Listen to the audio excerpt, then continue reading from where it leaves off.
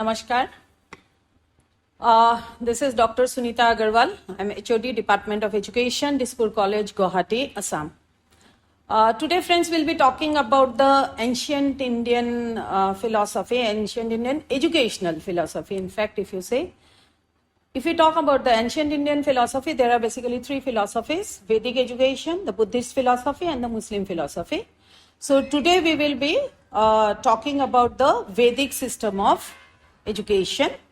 Now this Vedic philosophy, if you say, and you talk about the caste system, it was based, at that time, the caste was based on the profession of the people. For example, people who were the priest or people who were teachers were known as Brahmanas. It was not like you are born in a Brahmin family and you are a Brahmin. No, it was, if you are a teacher, if you are somebody engaged in studies or knowledge system, so you are a Brahmin. In the same way, if you are from the princely class and you are going for warfare or you are going for military purpose, then you are a Kshatriya.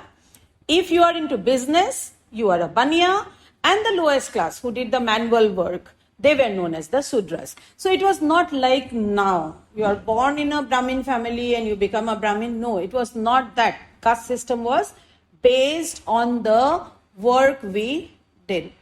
Next thing, the entire Vedic education system, it was based on the four Vedas. The Rig Veda, the Samaveda, the Atharva Veda, and the Yajur Veda. So these all Vedas, they had their own system of education. One was talking about the how we should do the rituals. One talked about the medicinal thing. One talked about our life, how we should lead it, what should be the principles of our life, and all those. So these are the four Vedas on basis of which the entire system was based. Now, if we talk about the aims and ideals, it's very interesting, at that time, they used to talk about all the philosophies. They talked about attaining moksha. And interestingly, when we talk about moksha, we understand you die, liberation. No, it's not that. By moksha, they meant at the time you are on the earth and you are like a lotus. You are kichad mein ho, पर कीचड़ आपको छू नहीं रहा है, तो it's the same thing like আমি জীবনটো জীয়াই আছো ঠিকে জীবনত আছো সব কাম কৰিম সব খাম সব ফুৰ্তি কৰিম সব কৰিম কিন্তু হেতু আমি তাৰ প্ৰতি আক্ৰোশিত হ'ব নালাগে আক্ৰোশ থাকিব নালাগে মোৰ মই কাকো নিদিও মই কিয় বেলেগক দিব লাগে এনেকুৱা ধৰণৰ কথাবিলাক আমি ভাবিব নালাগে সো হেতু কথাৰ ওপৰত বিৰাট গুৰুত্ব দিছিলে they gave a lot of importance. But if we go through the aims and ideals, the first was one infusion of piety and religiousness, as you can see. So, piety means what? They should be pure. And if they talk about religiousness, it is not this religion we talk, this in the strict sense, Hindu and Muslim and this, to yehi karna hai. No, it was not like that. Religion was a way of life. When they are talking about religiousness, they are talking about spirituality. You have to be humble, you have to be sympathetic, you have to be empathetic, you should have kindness, you should be disciplined, you should be sincere. So these are the qualities one should imbibe. They also gave a lot of importance on formation of character. Now when we talk about character, it is something very, very subjective. What I think as a good character may not be somebody else's who thinks to be a good character. So, but character here they are talking about the moral values. Okay, so they gave a lot of importance. Person who had a good character was even worshipped or even respected more than a person. If somebody was very knowledgeable or was the king and then he or she did not have a good character, people did not like the person, they did not respect the person. But if a person was of good character and didn't have all this, but he had a good character, that person was more respected. So this was the level of importance they give on character. Development of personality, yes, all-round development was there for them. They had a lot of stress on social duties. Now, once you are done, once you are in the society, you have to look after the society. You have to have social duties. You have to become an efficient member of the society. Promotion of social efficiency. They were talking like we should be socially efficient. You should not be a parasite or a burden on the society, but an asset for the society. That was very, very important. And preservation and spread of culture.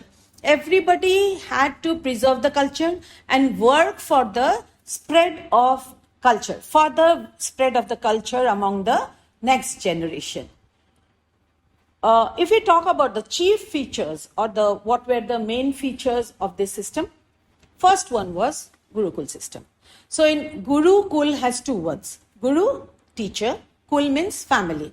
So the student will go there in the Gurukul. Gurukul means it was a small hermit. Any sage or somebody, a teacher, used to build up a small place, and it was known as a Gurukul. That means a family of the Guru where the children will come and stay. So they used to come and stay here, and for 12 years. At the age of 8 years, they'll get in. By 20, they will be out. So for the entire 12 years, they stay like a family of the Guru. With the Guru, they will stay, and they will do all those things, lot of work for the Guru. But that does not mean that studies will be neglected. No. Studies, the teacher used to take care that the children study properly. UPANAYANA, that is the initiation ceremony, like what we call admission nowadays in colleges and schools. So the child or the boy, it was almost all were boys only. So the child who wanted to have admission would come to the teacher, sit and say, please accept me as your disciple. And then the teacher will look after everything, the family and what is the background, how is the child. And then after that, the teacher will place his hand and say that from today you are born from me. Now born from me does not mean that the child will get into the womb of the teacher and will be born. No, it was something just very symbolically it was said, like from today you are born out of me, means from today you are my child, you are my responsibility. So that was done, and after that the child used to stay for 12 years. Then after 12 years there was the SAMAVARTAN, which we call farewell nowadays. So now it is the time for the child to leave. Now when the child will leave, in the Gurukul, the children they could not wear very garlands, they could not have sweets, they could not have ghee, they could not wear chappals, they could not take umbrellas, they could not eat whatever they wanted to eat. So they had a lot of restrictions. Now when it was Samavartana, the teacher will give ghee, the teacher will give sweet to the child and say, from today onwards, your and my relation will be there, but you are free to go. And then he tells them that now you are free to go, but whenever you have any doubt, you please go to somebody who is knowledgeable to you. You can come to me always. Keep relation with your teacher. Respect your parents, respect your teacher, respect your elders, respect the guest who come. Atithi devo bhava, matri devo bhava, pitri devo bhava, guru devo bhava. These were all what was taught to the child, and it was told that whatever you have learned, now go and spread it. Don't keep it up to yourself. Go and spread it. It does not mean that the child has to be a teacher only, or the child cannot be a grihastha. No, he can go and get married, but after getting married also, they can keep on spreading what was there in the Vedic system of education. There was a very beautiful teacher-taught relationship. Like I told you already, the children, they used to stay like the child of the teacher. So the teacher will treat the child as a father. The child will also as a son, and the child will also treat as a father. The wife of the Guru will be Guruma, like a mother. She also used to take care. Now, what type of relation they had? The teacher was held in high respect, very, very high. The student will get up in the morning, embrace the feet of the teacher, do his work, clean the place and make it ready for Havan, and then give the teacher everything, the girdle and the clothes to wear while going for bath and all those. And they used to do the manual work for the teachers, like going to the forest and bringing the wood and everything. And if in return, the teacher taught them everything they knew. So if they were sick also, it was the duty of the teacher to look after the child like their own son. So this type of relation, and after that student used to leave, like say after the student was 20 years of age and the student is living now. After that also they had relation. So the teacher used to visit the student from time to time and keep on checking what he has, whether he remembers what he had learned. And the student will also visit the teacher and bring something. It may be a small toothpick, but they will bring some type of gift to the children, to the teacher. And in the Samavartana, they used to give some Guru Dakshina. It may be anything. It was according to the capacity of the student. Whatever you have, you can give as a Guru Dakshina. The method of teaching was oral. See, what a beautiful system they had.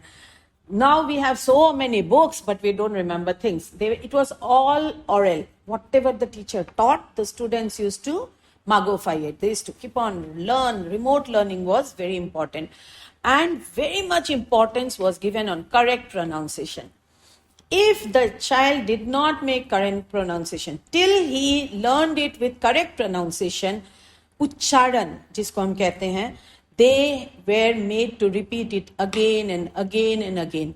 And not only correct pronunciation, in the correct way. Because in Sanskrit, we know if we make a single mistake, if a word comes in the front of the other word, which should have been at the back, the meaning may change. So there are examples where there were disasters because of this this type of this type of mistakes where they were made. Once it is said that the king prayed to Lord Shiva and Lord Shiva gave him a mantra. The mantra was like, when please give me a son, the son who will kill Indra.